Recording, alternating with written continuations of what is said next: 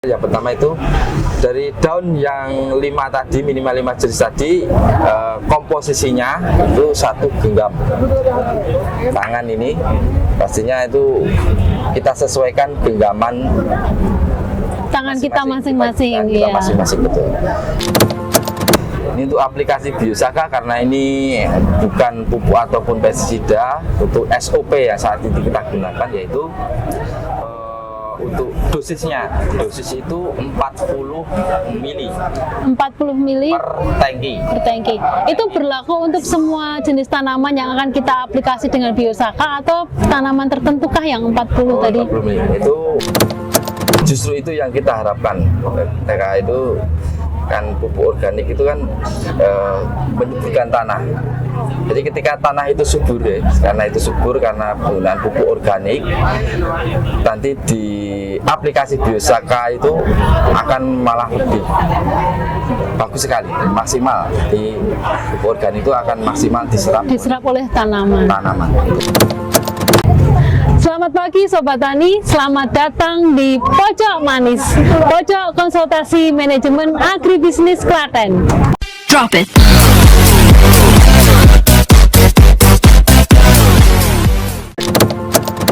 Si manis kita pagi hari ini adalah seorang petugas pengamat organisme pengganggu tanam atau yang biasa disingkat dengan TOPT. Dia adalah Joko Nurdiansah SP. Selamat pagi Mas Joko. Selamat pagi. Dari senyumnya sepertinya Anda semangat sekali pagi hari ini. Apakah karena terbiasa dengan bertemu para wereng-wereng dan teman-temannya? Ya, sangat terbiasa. Sangat terbiasa. Pekerjaan saya. Iya. Tapi Mas Joko, pagi ini kita tidak akan membahas tentang wereng dan teman-temannya, tetapi kita akan membahas tentang Biosaka. Beberapa waktu yang lalu atau mungkin hampir 1 tahun ya, kita sudah mendengar tentang Biosaka dan itu sudah menjadi program dari Kementerian Pertanian, disosialisasikan di mana-mana. Nah, kami ingin bertanya, sebenarnya apakah Biosaka itu? Ya, bisa saya jawab.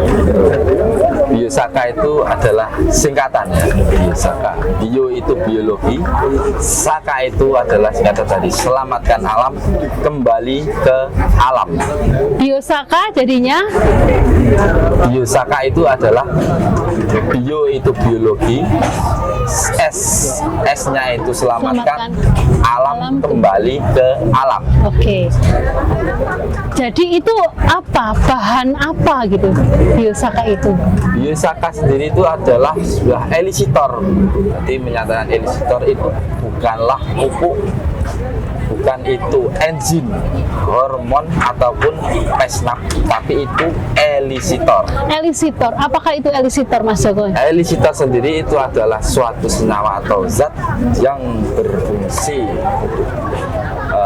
dan sel yang positif yang berfungsi untuk tanaman agar tanaman itu bereaksi untuk memunculkan sel-sel dan hormon-hormon yang luar biasa untuk pertumbuhan tanaman.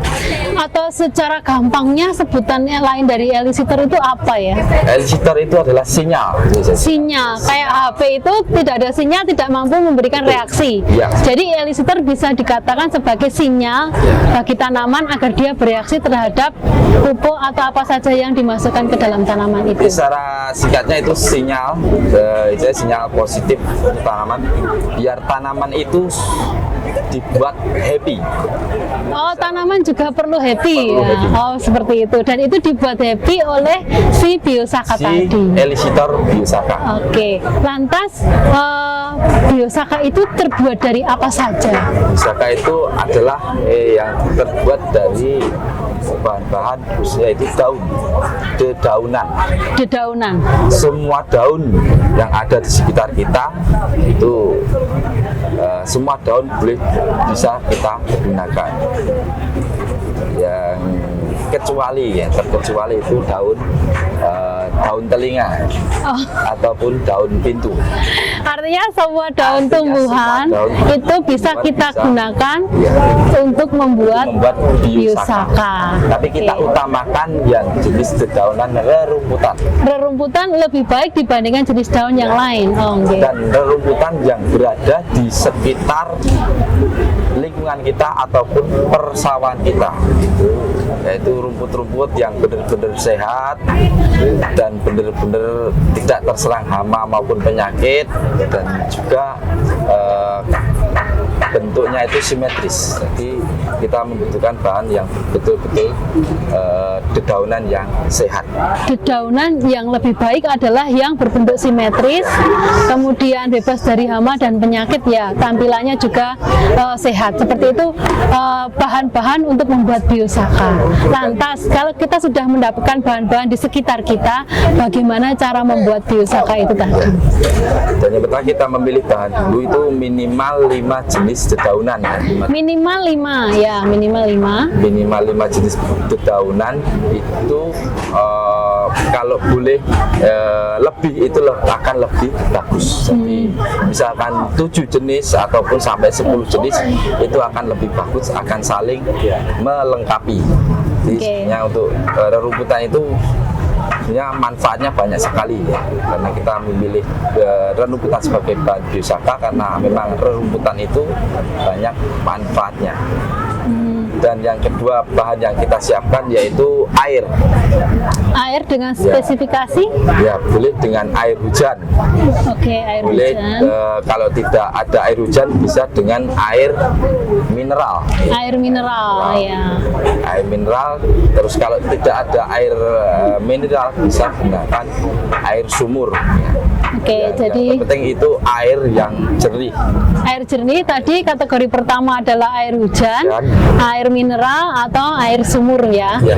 Jadi yang pertama adalah rumput-rumputan, kemudian air tadi. Terus selanjutnya bagaimana 3 cara liter membuatnya? ya, dengan 3 liter. Airnya minimal 3 Minimal liter. 3 liter Oke. sampai 5 liter.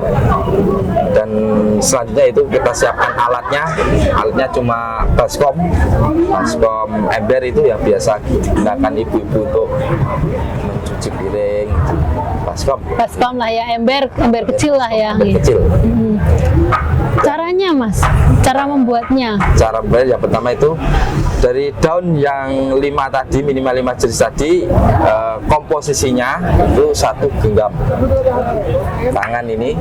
Pastinya itu kita sesuaikan genggaman Tangan kita masing-masing kita ya. masing-masing, betul. Terus kita usaha ditata rapi dedaunannya itu ditata rapi, dan ya yang batang dengan batang dan yang ujung dengan ujung. Biar ngobrol gitu ya. Ya, setelah itu biar terus ditata rapi seperti ini. Ya. Terus kita masukkan ke dalam air yang 3 liter tadi. Harus terendamkah? Ya betul, harus terendam. terendam. Jadi tangan tidak boleh terangkat dengan air. Jadi dimasukkan tangannya penuh terendam dalam air. Dan yang utamanya, dan yang utama itu paling utama itu sebelum kita membuat biosaka, kita buat diri kita happy dulu. Happy.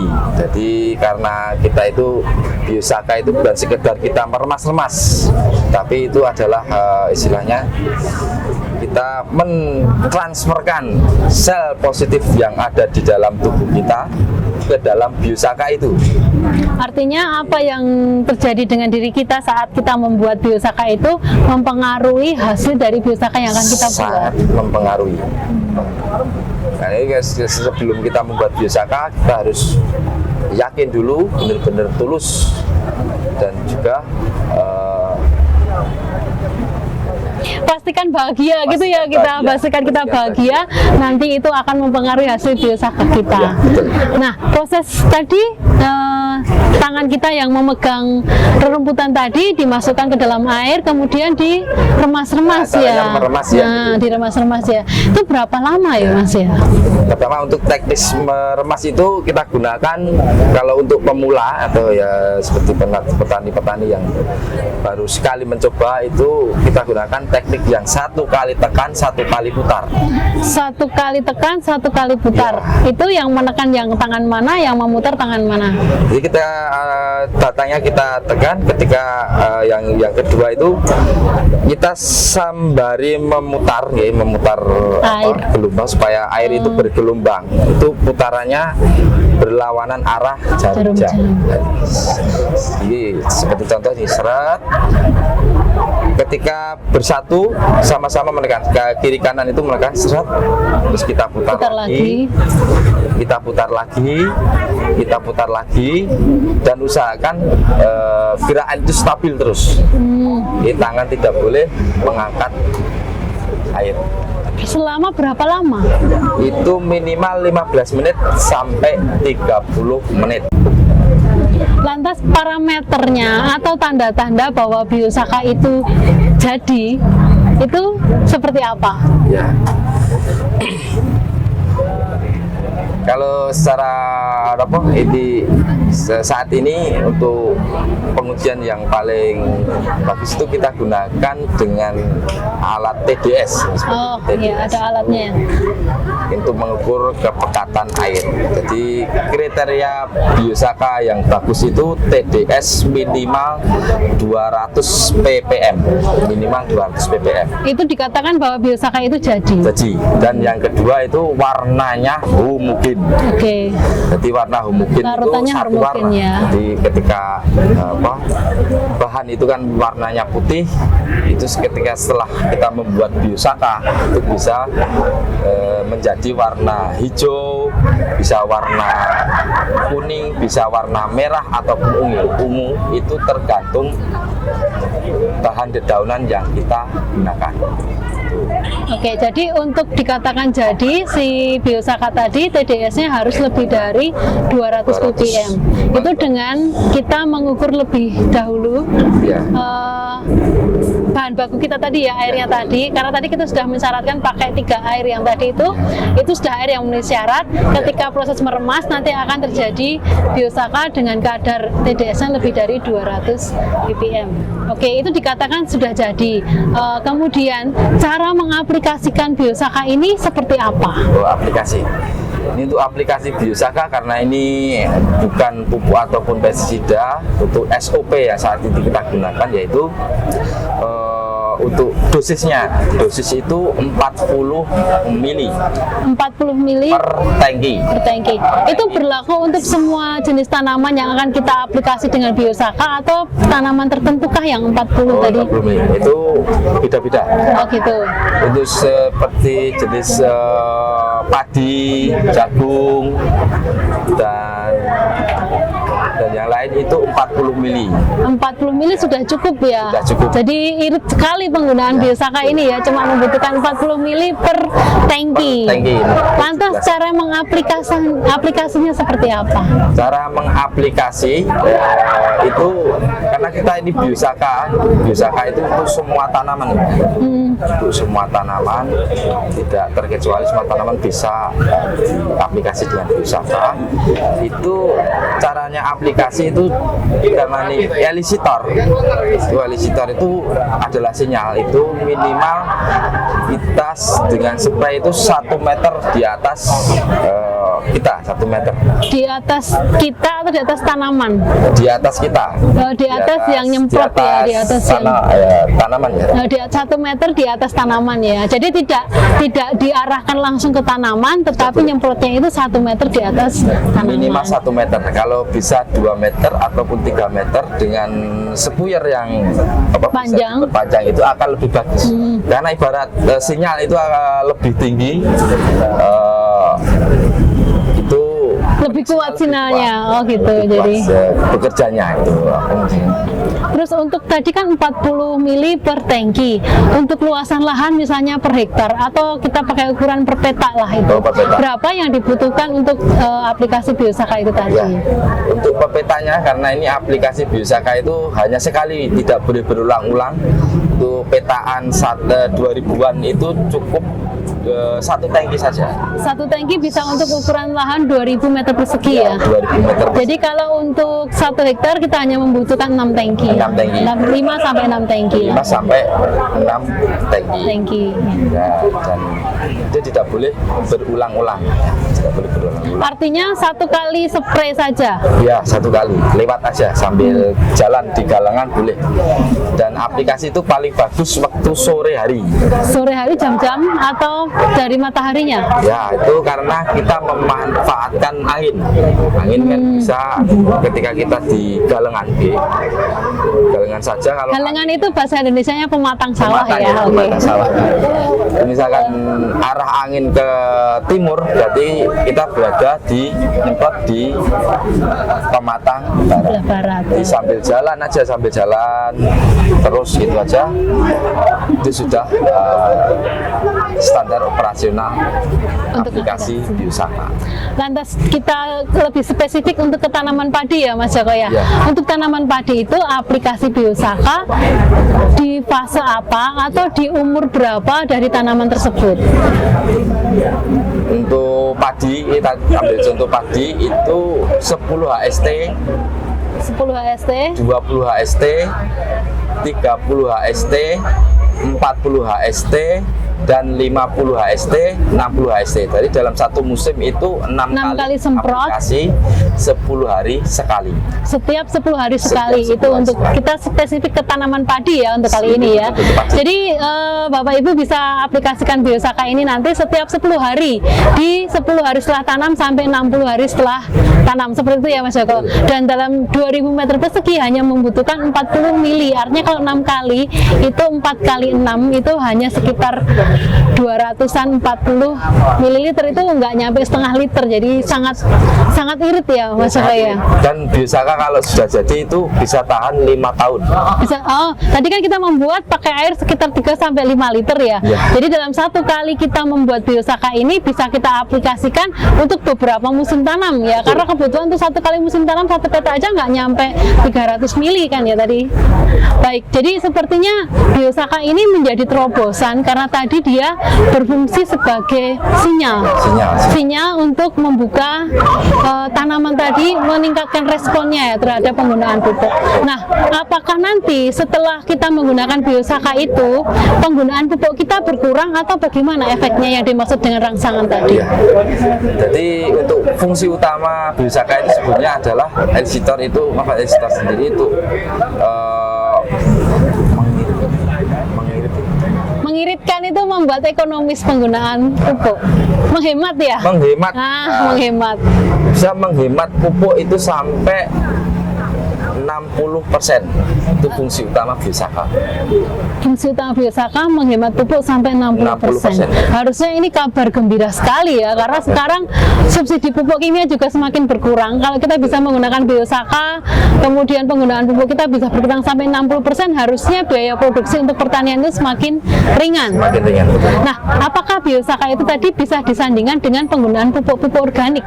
Karena sekarang kan kita mulai tren penggunaan pupuk organik itu semakin meningkat dari tahun ke tahun, apalagi di kalangan para petani milenial. Justru itu yang kita harapkan. TK itu kan pupuk organik itu kan menyuburkan tanah.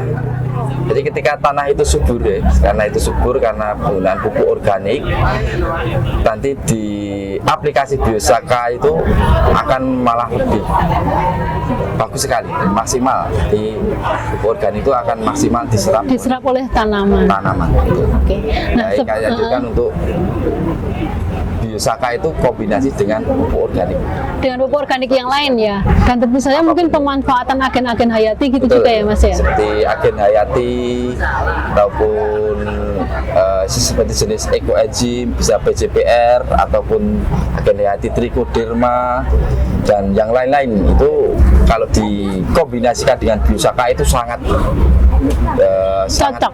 banget, sangat cocok banget. Dan Oke. kita harapkan. Tadi saya tertarik sekali dengan penjelasan Mas Joko tentang manfaat biosaka, aplikasi dan lain sebagainya. Mungkin suatu kali nanti kita bisa praktek bersama di dalam podcast kita di Pojok Si Manis. Kita bisa menghadirkan Mas Joko sebagai narasumber atau juga sebagai trainer kita dalam pembuatan biosaka. Nah, mungkin itu yang akan yang bisa kita bahas siang hari ini. Siap. Mas Joko, terima kasih atas informasinya tentang biosaka. Semoga memberikan manfaat untuk para petani di Klaten dan untuk para sobat tani semuanya. Demikian acara Pojok Manis kita pada pagi hari ini. Sampai berjumpa dengan Pojok Manis selanjutnya. Terima kasih.